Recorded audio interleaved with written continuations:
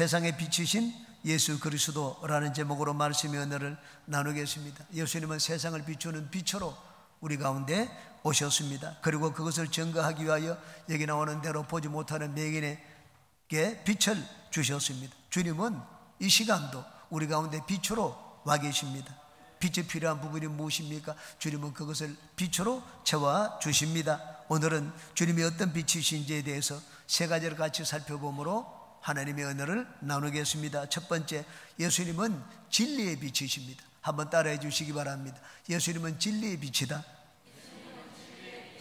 예수님은 이 세상에 진리가 무엇인지 가르쳐 주시고 보여주시기 위하여 이 땅에 오셨습니다. 예수님은 하나님에 대한 진리의 빛입니다. 세상 사람들은 하나님에 대해서 관심이 많습니다. 무신론자라고 하는 자들도 자기 나름대로 신이 있습니다. 저는 예수님을 알지 못할 때 신에 대한 관심이 참으로 많았습니다. 친구와 함께 이 술을 마시고 대화를 할 때 늘 그 주제가 신이었습니다. 신을 알기 위해서 저는 심령과학에 관한 책을 여러 권 읽어보았습니다. 눈에 안 보이는 신을 진짜 과학적으로 증명할 수 있는가? 그것이 심령과학입니다. 그래서 저는 심령과학에 관한 책을 많이 보았습니다. 눈에 보이지 않는 신에 대한 확신을 얻기 위해서였습니다. 세상에는 많은 종교가 있고 무속신앙이 있습니다. 그들은 하나님은 이런 분이다 저런 분이다, 또 신이 여기 있다 저기 있다 그런 얘기를 합니다. 그런데 하나님에 대한 진리는 예수 그리스도에게 있습니다. 예수 그리스도의 빛이 아니고서는 어느 누구도 하나님을 알고 보지를 못합니다.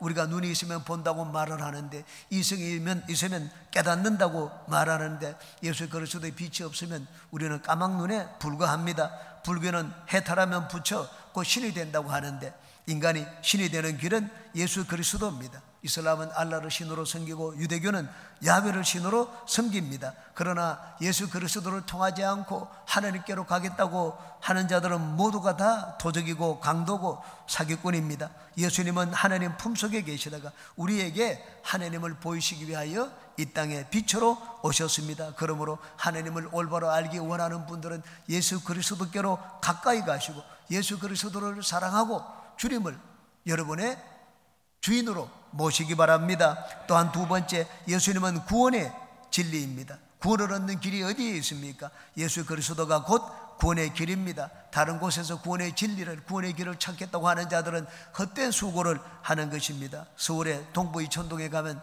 제가 존경하는 한의원 안의사 한 분이 계십니다. 오세정 한의원의 원장으로 계신 분입니다. 그분은 50이 넘은 뒤에 예수님을 믿었습니다. 누구든지 거기 찾아오면 약값이 거기는 굉장히 비쌉니다.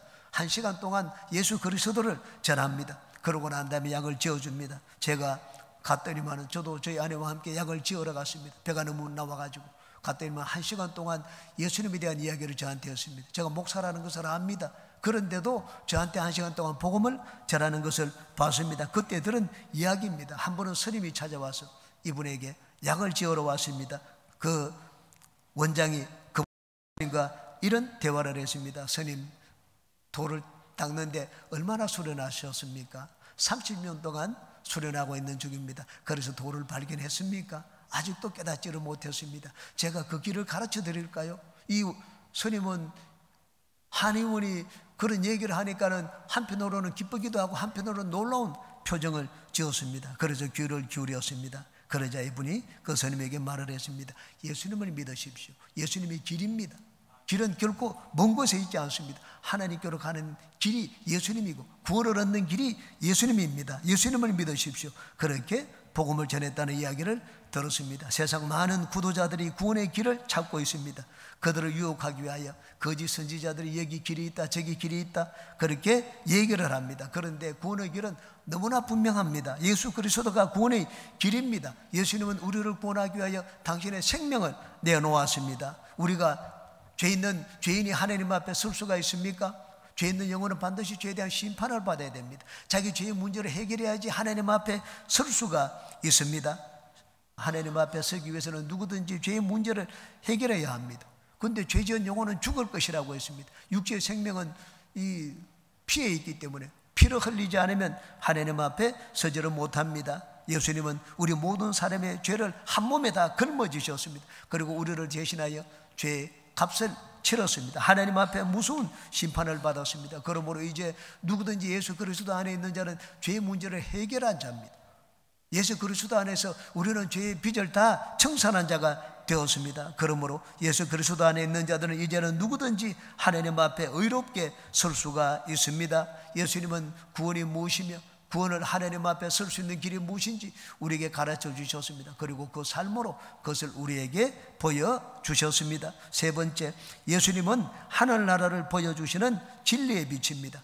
땅에서 난 자는 땅의 것을 말하고 위로부터 난 자는 위의 것, 하늘의 것을 말합니다. 예수님은 위로부터 나셨습니다. 예수님은 하늘에서 땅으로 내려오신 분이기 때문에 하늘나라에 대해서 너무나 잘 알고 계셨습니다. 비유로 많은 것들을 말씀해 주셨습니다. 비유는 너무나 잘 아는 것 가지고 상대방에게 잘 모르는 상대방에게 상대방이 잘 아는 것을 가지고 짝지어 놓는 것이 비유입니다. 예수님은 하늘나라 주인이시기 때문에 하늘나라에 대해서 너무나 잘 알고 계셨습니다. 그래서 하늘나라에 대해서 확신 있게 가르쳐 주셨습니다. 땅에 사는 우리들이 제일 궁금한 것이 영의 세계, 죽음 이후의 세계입니다. 이 땅에 있는 자들은 어느 누구도 죽음 이후의 세상을 알지를 못합니다. 왜냐하면 죽고 난 다음에 세계를 가보지 않았기 때문입니다. 공자가 그의 제자 자로에게 미지생, 은지사라는 말을 했습니다. 미지생, 삶에 대해서도 잘 모르는데 은지사, 어찌 죽음에 대해서 알겠느냐는 말입니다. 그 말의 배경은 이렇습니다. 이 공자의 제자 중 자로는 효성이 극진한 자였습니다. 부모님이 돌아가신 뒤에 벼슬길로 올랐습니다. 크게 성공을 했습니다. 진수성찬을 대할 때마다 부모님이 생각났습니다. 그래서 이렇게 말을 했습니다. 또다시 나물로 끼니를 때우고 백리길을 걸어 부모님께 쌀을 가져다 드리고 싶지만 이제는 그럴 길이 없구나 하고 탄식을 했습니다. 이 자로가 효성이 지극하다는 것을 아는 공자는 자로를 칭찬을 했습니다. 그러자 이 자로가 부모님을 섬기고 싶은 마음에 공자에게 물었습니다. 어떻게 귀신을 섬길 수가 있습니까? 어떻게 죽은 사람을 섬길 수 있는지 물었습니다. 공자가 대답을 했습니다. 살아있는 사람도 제대로 섬기지 못하면서 어찌 귀신을 섬길 수 있느냐고 했습니다. 그래서 자로가 다시 물었습니다. 그러면 도대체 죽음이란 무엇입니까? 삶도 모르는데 죽음에 대해서 어떻게 알겠느냐? 그렇게 대답을 했습니다. 이 말이 바로 미지생 은지사라는 말입니다. 공자는 죽은 다음에 세상에 대해서 알지 못한다고 했습니다. 이 세상의 일도 다 알지 못하는데 죽은 다음에 세상에 어찌 알겠느냐고 했습니다. 당연한 말입니다. 왜냐하면 공자는 땅에서 났기 때문입니다. 이 세상 모든 사람은 땅에서 났고 남자에게서 났습니다. 그런데 예수님은 다릅니다. 예수님은 위에서 나셨습니다. 하늘나라의 주인이십니다. 그래서 하늘나라에 대해서 우리에게 확신 있게 자유자재로 가르쳐 주셨습니다. 예수님은 하나님에 대한 진리, 구원에 대한 진리, 영의 세계, 하늘나라의 진리를 비추는 빛으로 이 땅에 오셨습니다. 두 번째, 예수님은 생명의 빛입니다. 한번 따라해 주시기 바랍니다. 예수님은 생명의 빛이시다. 생명은 살리는 것입니다. 예수님은 죽어가는 모든 것에 생명을 주시기 위하여 이 땅에 오셨습니다. 먼저 예수님은 우리의 죽은 영혼을 살리기 위하여 이 땅에 생명의 빛으로 오셨습니다. 아담의 범죄로 인하여 그 후손된 우리들은 모두가 다 영이 죽은 존재가 되었습니다. 선악을 알게 하는 나무의 실과를 먹는 자는 반드시 죽을 것이라고 했는데 아담과 하와는 그 선악과를 먹고 난 다음에 영원히 죽고 말았습니다. 그 후손된 우리들도 모두 아담의 피를 받아가지고 영이 죽은 채로 태어났습니다. 그런데 이제는 우리가 예수님을 믿기만 하면 예수님은 이제 우리의 영을 살려주십니다. 여러분, 이 예수님을 믿으면 예수님은 우리의 영에 거하십니다. 우리의 영이 예수님의 영과 맞부딪히게 됩니다. 예수님의 영은 영원한 생명입니다. 영원한 생명 대신에 예수의 영이 우리 영에 맞부딪히게 되면 우리 죽은 영이 순식간에 살아나게 됩니다. 에스겔서 37장을 보면 마른 뼈들의 환상이 나옵니다. 에스겔에 이 하나님의 성령의 인도를 받아 한 거울짜기에 갔습니다. 거기 보니까 마른 뼈들이 전부 다 절비하게 누워 있었습니다. 생명이 없었습니다. 하나님이 에스겔에게 물었습니다. 인자야, 이 뼈들이 너희 살 수가 있겠느냐? 자신이 없었습니다. 주님만이 아십니다. 그렇게 대답을 했습니다. 그러자 하나님이 에스겔에게 말씀을 하셨습니다. 이 죽은 뼈들을 향하여 이렇게 선포하라. 그러면 이 뼈들이 살 것이라고 했습니다. 에스겔서 37장입니다. 또 내게 이르시되 너는 이 모든 뼈들에 대하여 이르기를 너희 마른 뼈들아 야훼의 말씀을 들을지어다. 주 야훼께서 이 뼈들에게 이같이 말씀하시기를 내가 생기를 너희에게 들어가게 하리니 너희가 살아나리라. 너희 위에 힘줄을 두고 살을 입히고 가죽으로 덮고 너희 속에 생기를 넣으리니 너희가 살아나리라. 또 내가 야훼인 줄 너희가 알리라 하셨다 하라. 에스겔은 이 말을 듣고 그대로 했습니다.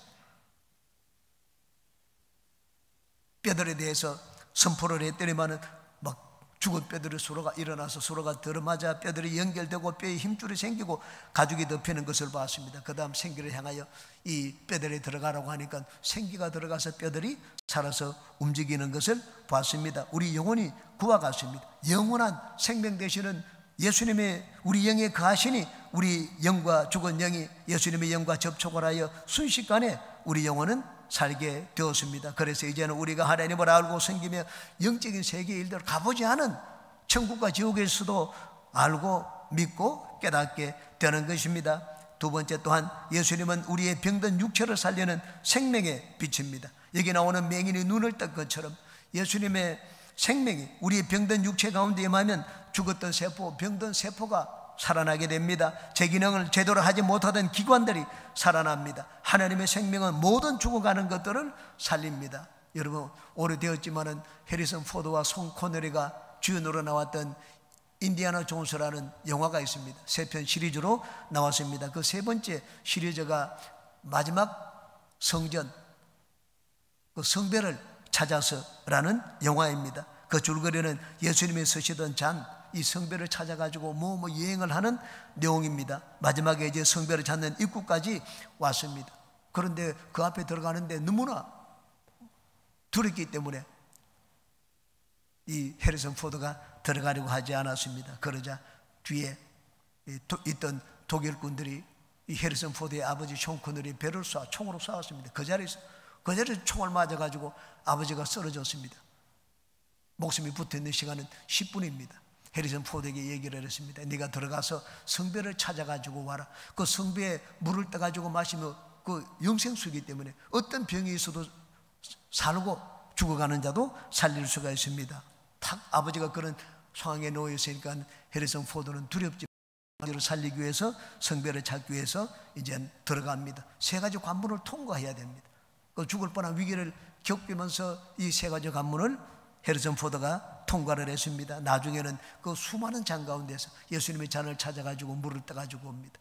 딱 나오니까 아버지가 죽음 직전이었습니다. 그런데 그 잔을 아버지가 총에 맞았던 그 배에 부었더니만은 막 순식간에 배 상처가 아물고 죽어가던 아버지가 살아나는 것을 봤습니다. 여러분 예수님이 서시던 성배에 물을 떠 마셔도 죽어가던 육체가 낫는데 영원한 생명이신 예수님을 그 영혼에 모시는 자가 어찌 살지 않겠습니까?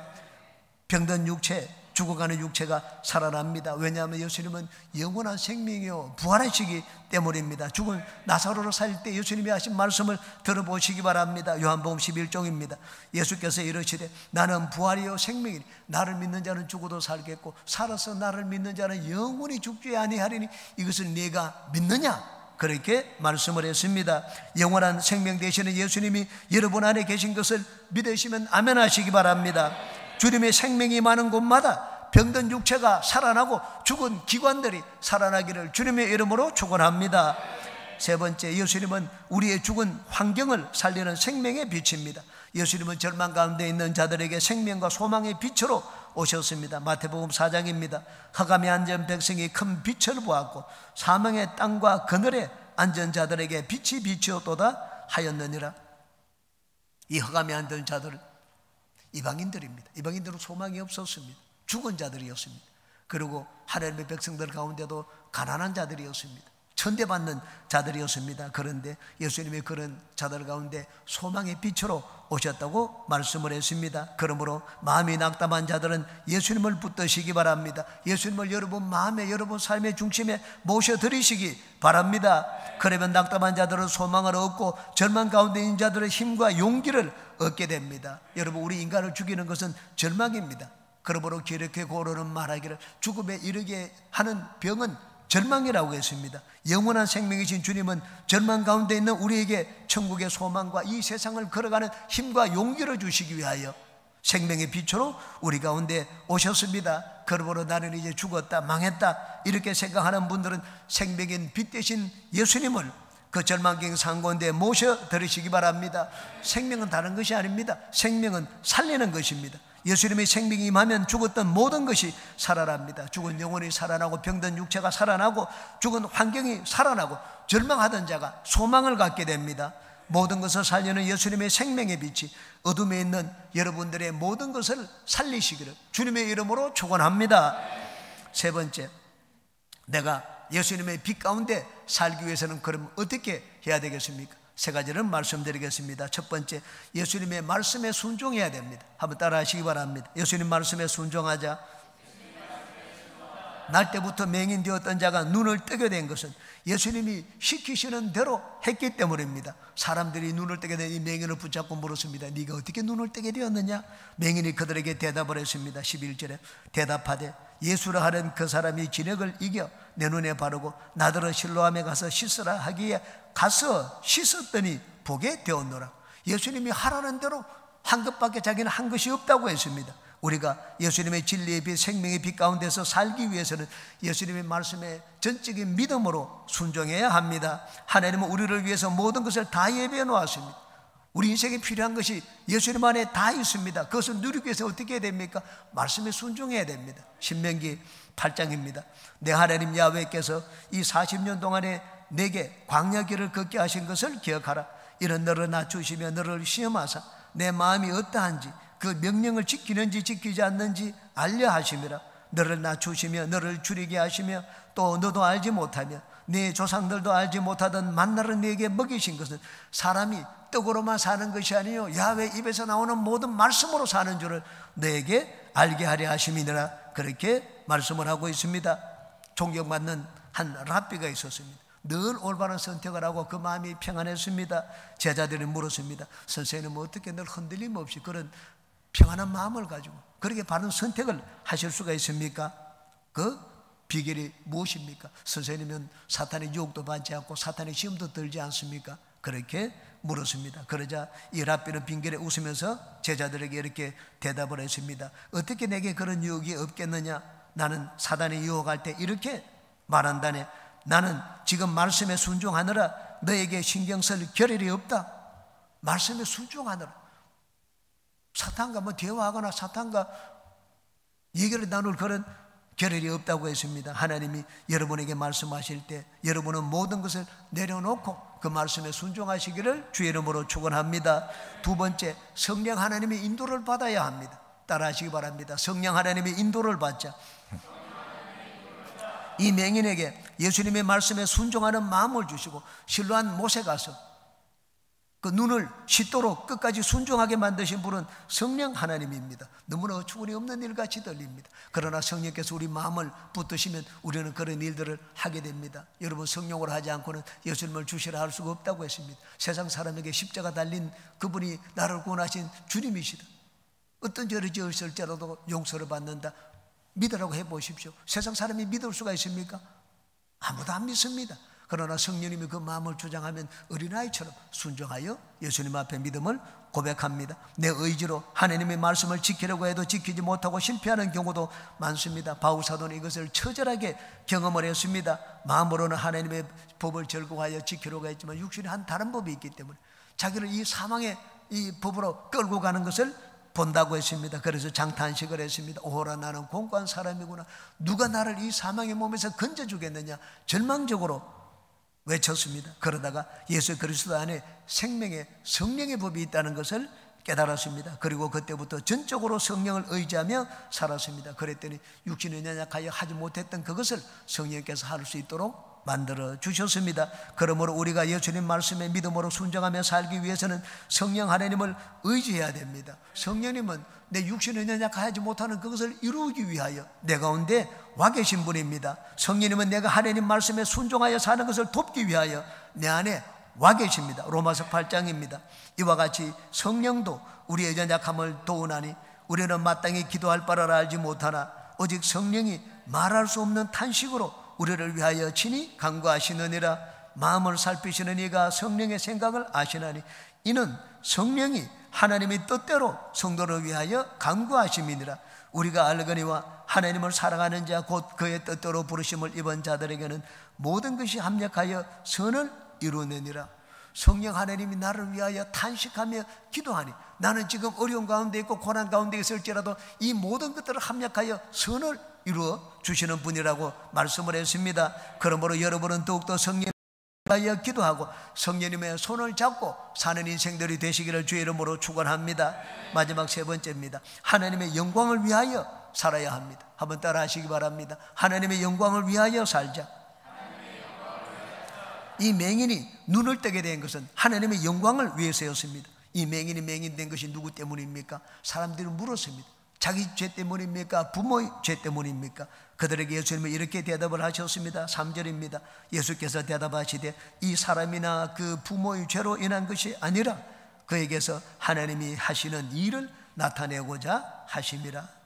하나님의 영광을 나타내기 위해서 지금까지 이 맹인이 맹인으로 있게 되었다고 말씀을 했습니다. 그러므로 여러분은 어둠 가운데 있고 절망 가운데 있고 낭패 가운데 있는 것을 누구의 탓으로 돌리지 마시기 바랍니다. 그렇게 된 것은 내 잘못도 있습니다. 다른 사람의 잘못도 있습니다. 환경 탓이라고 말할 수도 있습니다. 그런데 그보다 더 중요한 것은 하나님의 영광을 나타내시기 위하여 내가 지금 그 가운데 놓여 있는 것입니다. 베드로의 실패를 생각해 보십시오. 베드로는 밤새도록 수고했지만 고기를 한 마리도 잡지를 못했습니다. 누구의 잘못입니까? 베드로가 그물을 잘못 던졌을 수도 있습니다. 물때가 좋지 않았을 수도 있습니다. 자신을 탓할 수도 있고 환경을 탓할 수도 있습니다. 그런데 베드로가 밤새도록 수고했지만 물고기를 한 마리도 잡지 못한 것은 베드로를 낳기 위한 하나님의 계획 때문이었습니다. 베드로에게 예수님의 영광을 보여주시기 위하여 베드로는 밤새도록 수고했지만 고기를 한 마리도 잡지 못했습니다. 바울 사도가 예수님을 만나기 전까지 왜 진리를 바로 알지 못하고 어두운 가운데 있었습니까? 어떻게 그렇게 교회를 회포하고 기독교인들을 잡아 죽이는데 앞장선 자가 되었습니까? 그것은 그에게 하나님의 영광을 보여주시기 위해서였습니다. 바울 사도가 아그리빠 왕 앞에 섰을 때 그 앞에 간증을 했습니다. 예수님을 만난 체험을 이야기했습니다. 그 당시의 상황을 바울 사도는 이렇게 고백을 합니다. 사도행전 26장입니다. 왕이여, 정오가 되어 길에서 보니 하늘로부터 해보다 더 밝은 빛이 나와 내 동행들을 둘러 비추는지라. 해보다 더 밝은 빛이 나왔다라고 했습니다. 여러분, 해를 보고 눈이 먼 자가 있습니까? 오래 보면 해를 봐도 눈이 멉니다. 그런데 예수님의 영광을 보면 눈을 감아도 눈이 멉니다. 해보다 더 밝은 빛을 보게 되었다고 했습니다. 그래서도 영광을 본 뒤 바울 사도의 인생이 180도로 달려졌습니다. 진리가 무엇인 줄 알고 진짜 가치 있는 것이 무엇인지 알았기 때문입니다. 하나님의 영광을 보게 되면 우리의 인생이 달라집니다. 가치관이 달라지고 삶의 목적과 방향이 달라집니다. 하나님의 영광이야말로 내가 존재하는 이유와 목적이요, 내가 걸어가는 삶의 방향입니다. 여러분 모두가 다 하나님의 영광을 체험하고 하나님의 영광을 바라보며 하나님의 영광을 위하여 사는 인생들이 되시기를 주님의 이름으로 축원합니다.